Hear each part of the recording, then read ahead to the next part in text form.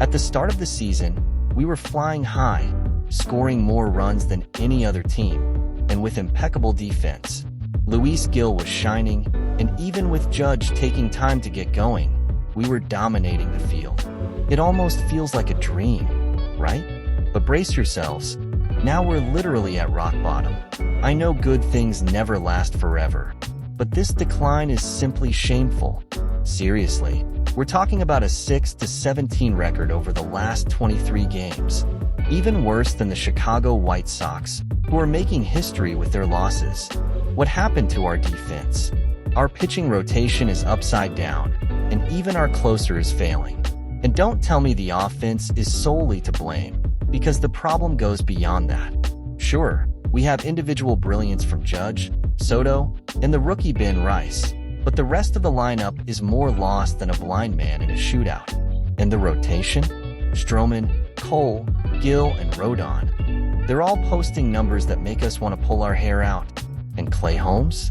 He's nowhere near what we need from a real closer. Not a single save since June 10th, for God's sake. If this all sounds familiar, it's because it is. We're dancing the same dance as in 2022 when we started strong and then spectacularly fell apart in the playoffs. This can't happen again, folks. We can't let this chain break once more. So, what can we do? Everyone's eyeing the trade deadline, and what Brian Cashman said on Tuesday hints that changes are coming. He didn't specify what, but let's be honest. We need clear improvements in the pitching rotation, closer, and maybe another consistent batter. The areas for improvement are as obvious as a slap in the face, and we need to act fast. Here are 3 areas the Yankees should urgently change. Change number 3, second base and/or third base. Let's talk about the concerning situation at second base and third base.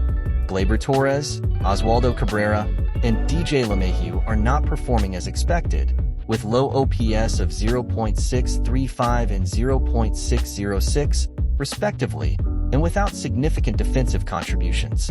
It's undeniable that this gap needs to be filled urgently. Recently, suggestions for possible trades to shake up these sectors have emerged. Mike Francesca suggested acquiring Jeff McNeil, but would that really be a solution? McNeil is facing a rapid decline, and his 4-year $50 million contract could become a problem for the Yankees. Now, consider this alternative. What if we pursued Matt Chapman from the Giants? With a more robust contract, Chapman offers a favorable cost-benefit ratio, especially considering his 3.6 BWAR performance this season. His presence alongside Anthony Volpe would form a fantastic left-side defense, and his on-base percentage significantly surpasses what we are currently seeing. However, the most likely and logical solution might be Luis Rengifo from the Angels.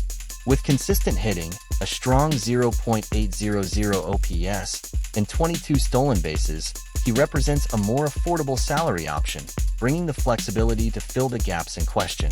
I know, Rengifo's injury is a factor to consider, but the expectation is that he will return right after the All-Star break, giving us a window to explore this opportunity before the trade deadline. Let's face reality. Our situation at second and third base is concerning. Torres, Cabrera, and LeMahieu are simply not delivering what we need. With OPS below 0.650, it's urgent that something is done to reinforce these important field positions. The defense is suffering, and the production at bat is simply not up to what we expect from the Yankees. Now, let's talk about the proposals that are emerging. The suggestion to bring in Jeff McNeil to solve our problems at these bases is, to say the least, questionable. McNeil has been experiencing a significant decline, and his $50 million contract over the next few years does not seem like a wise investment considering his recent performance. On the other hand, the idea of pursuing Matt Chapman from the Giants presents a more solid argument. With strong performance and a favorable cost-benefit ratio, acquiring Chapman could dramatically elevate our defensive game and bring consistency at bat. This is what the Yankees need at this crucial moment of the season.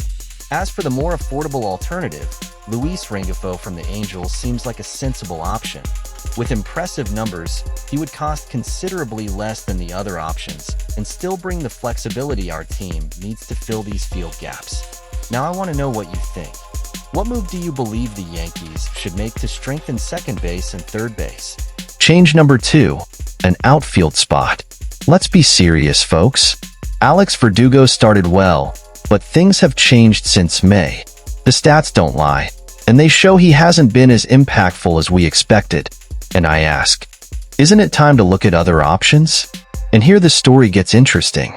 Luis Robert Jr. from the White Sox is a name buzzing in speculations. With a contract extending over the next few years, he could bring power and stability to our lineup. Considering the possibility of Soto leaving, we need someone to keep the momentum. But it doesn't stop there, guys. Jazz Chisholm Jr. and Brent Rooker are also in the sights. Chisholm has shown consistency and growth potential, while Rooker brings a more economical option, but no less valuable. Of course, bringing any of these players wouldn't be cheap, and we'd have to give up some prospects. But, dear fans, great players don't come for free, do they? The question that remains is it worth investing heavily now to reap the rewards later?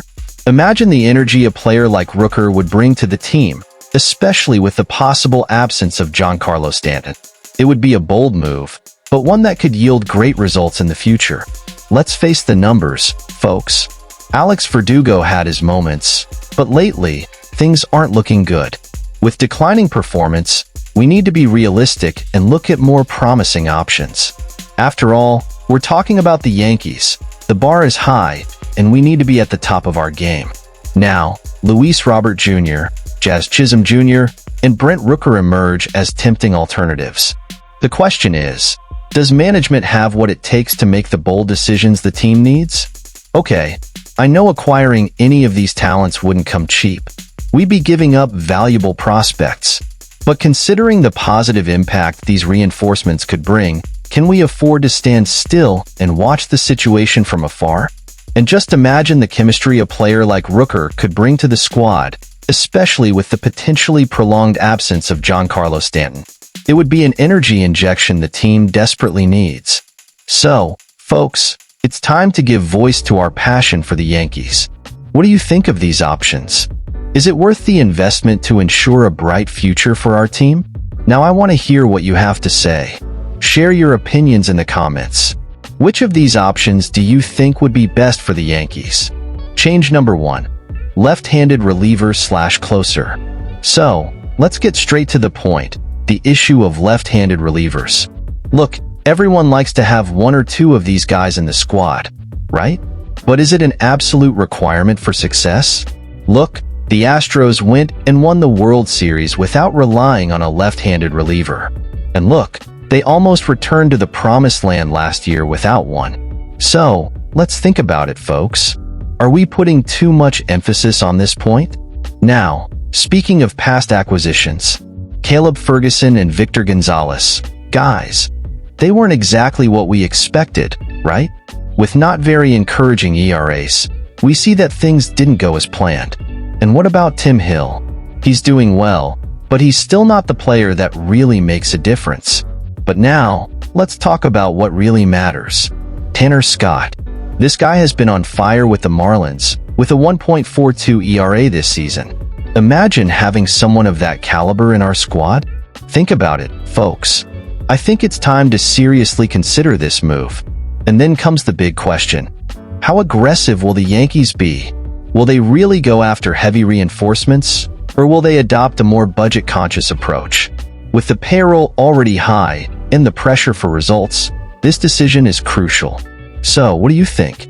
How far should the Yankees go to strengthen the team? Look, folks, we all know the Yankees have the resources. They are one of the most valuable franchises in sports, and the pressure to win is constant. So, will they hold back on spending, or will they open the coffers for good? Here's the real deal, guys. If the Yankees opt for a more economical path and things don't go well, I think we're going to hear the crowd louder than ever. The fans are hungry for victories, and any misstep can generate a lot of dissatisfaction. Okay, let's start with the left-handed relievers. The question that won't go away: do we desperately need one? Look, the Astros showed it's possible to win even without this specific player profile. Sure, having a left-handed pitcher is nice, But is it really what will define our trajectory until the end? Share your opinions in the comments, folks. Now, focusing on past acquisitions, Caleb Ferguson, Victor Gonzalez, Tim Hill, they weren't exactly the reinforcements we expected, right? The numbers speak for themselves. Things aren't flowing as we would like when we look at these guys. And then I wonder, are we aiming at the right targets? Or is it time to rethink our reinforcement strategy? And now, the big move, Tanner Scott. This guy is killing it with the Marlins, boasting an incredibly low ERA of 1.42. Imagine having someone of his caliber on our team. Let's consider the possibilities. Should we make a bold move and bring Scott into the fold? Or should we take a more conservative approach?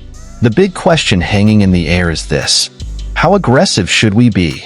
How far should the Yankees go to reinforce the squad? Are we willing to spend more money and take on more risks? The pressure is high, my friends, and the decisions made in the coming weeks will be crucial.